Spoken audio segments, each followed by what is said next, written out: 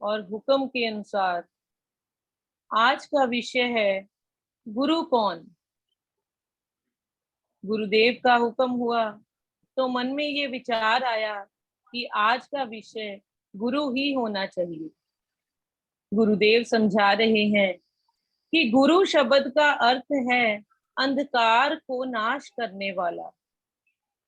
साधारण भाषा में वो व्यक्ति गुरु है जो हमें कुछ सिखाता है, समझाता है और ज्ञान प्रदान करता है। एक शिक्षक को गुरु का दर्जा दिया जाता है। यह गुरु हमें सांसारिक यात्रा में, सांसारिक सफल में सहायता प्रदान करता है, पर इस शरीर से आत्मा तक का सफर करवाने वाले गुरु को पूर्ण गुरु कहते हैं। हमारा दायरा तो इस शरीर तक है, पर हमें शरीर की इस जंजीर से छुड़ाकर आत्मा के साथ जोड़ने वाले को पूर्ण गुरु कहते हैं। पूर्ण गुरु हर बंधन से मुक्त होते हैं। वो पूर्णता परमात्मा के साथ जुड़े होते हैं। वो तो परमात्मा का अंश होते हैं जो हमें संसार के बंधन से छुड़ाने आते हैं। वो यहाँ अपनी पूजा करवाने नहीं आते, अपने आप को माथा टिकाने नहीं आते, वो तो हमें सही रास्ता दिखाने आते हैं। गुरुदेव समझा रहे हैं कि गुरु शब्द स्वरूप परमेश्वर ही है जो तमाम भ्रमों को और अंधकार को नाश करने वाला है। गुरु शब्द स्वरूप है, सर्वव्यापक है, जो कण कण में व्याप रहा है। जब जीव की बुद्धि उस अखंड स्वरूप को अनुभव करती है, तब सब अंधकार दूर हो जाते हैं और जीव गुरु के दिए शब्द में लीन होकर उस प्रकाश में मिल जाता है जो सब बंधनों से छुड़ाने वाला है और सब भ्रमों का नाश करने वाला है। तो गुरु ही वो एकमात्र जरिया है जो हमारी आत्मा को परमात्मा के साथ मिला सकता है। इसलिए महाराज जी फरमा रहे हैं, गुर बिन भेद ना पाइए, मार्ग अगम का मीत, मंगत शब्द पछानिए, सतगुरु की प्रतीत। गुरु ही हमारी जीवन रूपी नैया को पार लगाने वाला है। गुरु के बिना, गुरु के शब्द के बिना हमें पार जाने का भेद नहीं मिल सकता। गुरु का हमारे जीवन में आने का एकमात्र मकसद होता है हमारा कल्याण करना। गुरु कृपा से ही हमारे अंदर प्रेम, करुणा, दया, समर्पण के भाव पैदा होते हैं। हमारे हर भाव में गुरु की कृपा, गुरु की झलक होती है। इसलिए गुरु के मिलने पर, गुरु के बताए मार्ग पर चलने पर मन निर्मल हो जाता है और धीरे धीरे मन की मैल खत्म होने लगती है। मन साफ होने लगता है और शब्द में लीन होने लगता है। महाराज जी समझा रहे हैं कि मानुष जीवन का एकमात्र लक्ष्य है प्रभु से मिलाप करना। प्रभु से मिलाप करने के लिए हमें गुरु की कृपा, गुरु के प्रेम की जरूरत है। कबीर जी ने भी वाणी में फरमाया है, प्रीति बहुत संसार में, नाना विध की सोए, उत्तम प्रीत सो जानिए, सतगुरु से जो होए। जोगी जंगम जेवड़ा, जोगी जंगम से बड़ा, सन्यासी दरवेश, बिना प्रेम पहुँचे नहीं, दुर्लभ सतगुरु देश।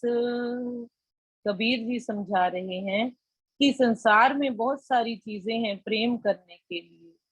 जीव बहुत सी चीजों को गर्ज रखकर प्रेम करता है, उन्हें पाने की पूरी कोशिश करता है, पर सबसे उत्तम प्रेम और सबसे ऊंचा प्रेम है जो जीव सतगुरु को करता है।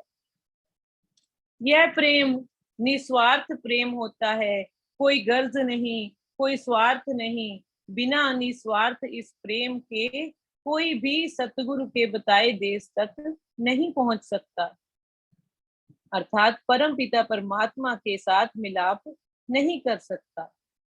महाराज जी गुरु रूप में हमारे जीवन में आए, हमें सही रास्ता दिखाने आए, परंतु हमने उन्हें गुरु मान तो लिया, पूर्णता उन्हें अपनाया नहीं।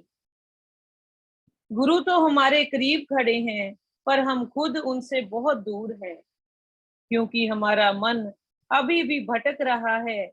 जिस दिन गुरुदेव के वचनों को अपना लेंगे, उस दिन ही हम गुरु वाले बन जाएंगे। फिर हमारे हर भाव में गुरु होंगे, हमारे हर कर्म में गुरु होंगे। फिर ये महसूस होने लगेगा, गुरु ही सत्य है, गुरु ही सेवा है, गुरु ही मेरे जीवन की सादगी है, गुरु ही सत्संग है, गुरु ही सत सिमरन है, और गुरु ही शब्द है। गुरु ही वो नाम रस है जो मेरे रोम रोम में फैला हुआ है। मैं जो कर रहा हूँ वो गुरु कर रहे हैं। मेरा अपना कुछ नहीं है, सब कुछ गुरु का है। ऐसा भाव जब आ जाए, तब जीव पूर्णतः गुरु रूप हो जाता है। मेरा मुझ में कुछ नहीं, जो कुछ है सो तेरा, तेरा तुझको सौंप के क्या लागे मेरा। बहुत ही विरले जीव इस मुकाम तक पहुंच पाते हैं। इस अवस्था तक पहुंचने के लिए गुरुदेव जैसे पूर्ण गुरु की बहुत जरूरत होती है। गुरुदेव इसीलिए समझाते हैं, साधु ऐसा चाहिए, दिखे दिखावे ना, पात फूल को हाथ ना लावे, रहे बगीचे मां। सतगुरु समझा रहे हैं, सतगुरु ऐसा होना चाहिए जो बगीचे में रहते हुए फूल पत्तियों को हाथ ना लगावे, अर्थात जो दुनिया में रहते हुए दुनिया के रंग तमाशों से परे हो, जिसको संसारी पदार्थों में कोई दिलचस्पी ना हो, जो तन मन धन की भेंट इस प्रकार शिष्य से ले, वो गुरु कहलाता है। तन को दूसरे जीवों की सेवा में लगाओ, मन को परम पिता परमेश्वर के सिमरन में लगाओ, धन को सत कर्मों में लगाओ। गुरु पूर्ण ज्ञान को पहचानने वाला होवे, अंदर और बाहर से एक ही भाव वाला होवे, जो वचन कहे उन पर अमल करने वाला होवे, सुख दुख में अचल रहने वाला होवे, जिसको चित्त में किसी चीज की कामना ना होवे, धर्म मर्यादा को कायम करके जीवों के कल्याण करने वाला होवे। एक बार एक प्रेमी जी ने महाराज जी से प्रश्न पूछा, महाराज जी, अगर भाई मौलवी पंडित हमारा कल्याण नहीं कर सकते, तो फिर कल्याण कैसे हो सकेगा। श्री गुरु महाराज जी फरमाने लगे, प्रेमी पंडित भाई कल्याण का कुछ रास्ता बता सकते हैं जितना वे जानते होंगे।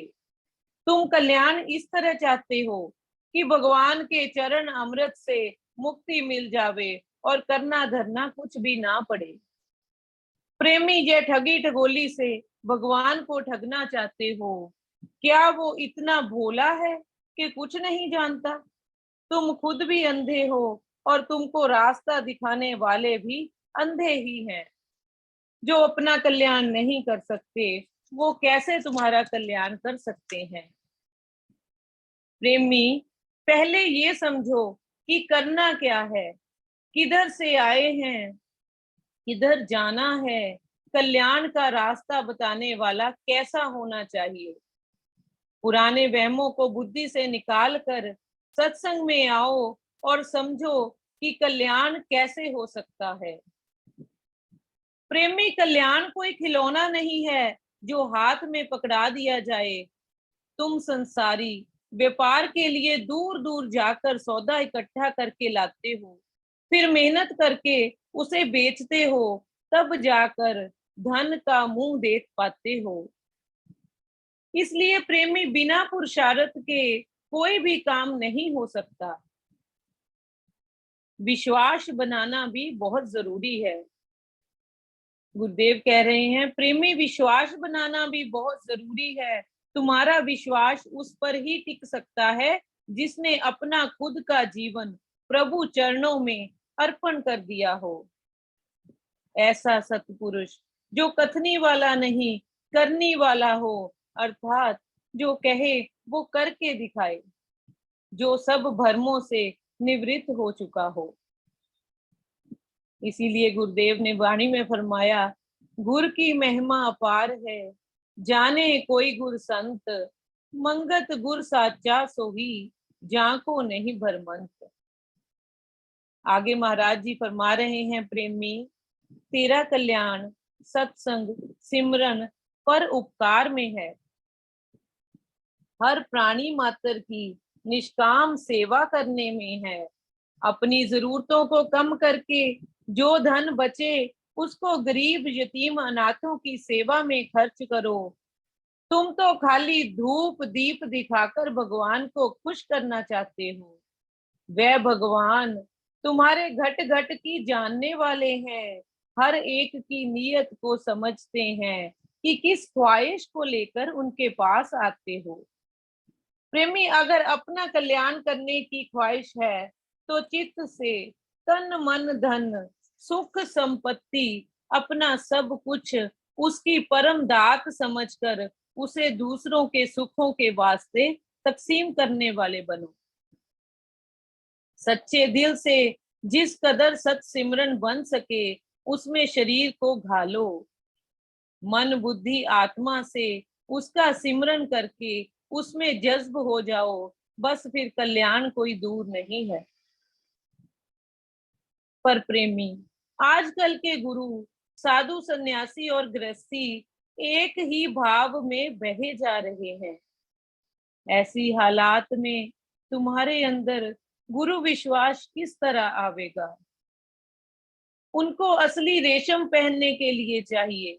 इतने में एक प्रेमी जी बोले, महाराज जी, महात्मा लोग कहते हैं कि रेशम इस वास्ते पहनते हैं क्योंकि यह पवित्र होता है। महाराज जी कहने लगे कि कमाई तुम गृहस्थियों की, तुम क्यों नहीं रेशम पहनते, उन साधु संतों को रेशम पहनाते हो। आजकल साधु भी तुमको उपदेश करने वाले ऐसे मिलते हैं जो कथा कहानियां सुनाकर तुम्हारा दिल खुश कर देते हैं। बाकी और तुम जो मर्जी करते जाओ, तुम्हें कुछ नहीं समझाते। तुम नुमाइशी जीवन बनाओ, सिनेमे देखो, आहार व्यवहार जिस तरह मर्जी करो, सनातन धर्म ने खुली छुट्टी दे रखी है। प्रेमी, संतों के मठ पर जाकर देखो तो पता चलता है कि किस कदर नुमाइशी जीवन उन्होंने बनाया हुआ है। बड़े बड़े अमीर लोग वहां जाते हैं और वहां से और ज्यादा नुमाइशी जीवन बसर करना सीख जाते हैं। जब गुरु खुद बिना सोने चांदी के सिंहासनों के बैठ ही नहीं सकते, तो तुम कैसे सादगी धारण कर सकते हो? गुरु चेला लालची, खेडन दाव पर दाव। गुरुदेव कहते हैं, गुरु चेला लालची, खेडन दाव पर दाव। इसलिए संसार में रहकर सच्चे मन से पूर्ण गुरु की शरण लेकर गुरु के बताए रास्ते पर चलते चलो। पूर्ण गुरु सच्चाई को खुद जान चुके होते हैं। जो उनके पास आकर बैठेगा, उनको सुनेगा, सुनकर मानेगा, वह अपनी जीवन यात्रा को ठीक कर सकेगा। जो सुनकर नहीं मानते, उनका गुरु कुछ नहीं कर सकते। इसलिए सुनकर मानना और मानकर अमल यानी निधि ध्यासन करने में ही मुक्ति है और तब ही खुलासी होती है। संसारी जब से संसार बना है तब से ही मनमानी करते आए हैं, पर जो बाहोश बुद्धि वाले प्रेमी गुरु की शरण में आते हैं, उन्हें रास्ता और उस रास्ते पर चलने का समय भी मिल जाता है। जैसी जैसी भावना जीव लेकर चलते हैं, सर्व स्वरूप परमात्मा उनकी भावना पूरी करते हैं। मन राखे एक नाम में, तन दे में गुर की भेंट, मंगत पाए सत धाम को, सो सूरारन जीत। आइए हम भी तन मन से प्रेम भाव से सतगुरु की शरण में आ जाएं और सत मार्ग पर चलकर सत सिमरन दृढ़ता से करें और परम धाम को प्राप्त करें। गुरुदेव हमेशा हमारे साथ हैं।